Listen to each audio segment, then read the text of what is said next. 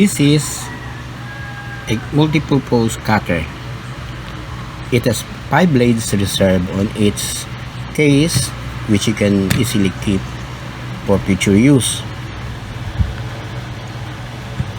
This cutter is made of quality materials, which we bought recently from a nearby shopping store.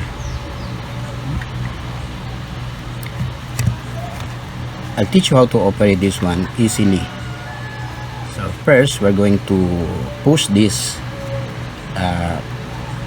switch in order to release the blade prior to use. You can press this one again to return it to its safety position. Okay, next we're going to show you the blades which are kept also in this case. It has 4 blades included in this package. These are all new, and in this main cutter there is already one attached, which is also detachable. These 4 are the reserved blades.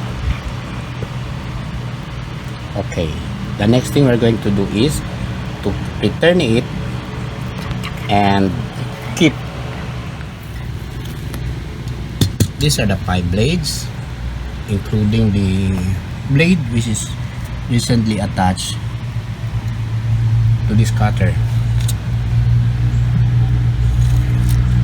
The next thing we're going to do is to return the first one and leave that 4 one into its reserved compartment. We're going to return the blade to the cutter main source. Okay, the first one will be the first to be used.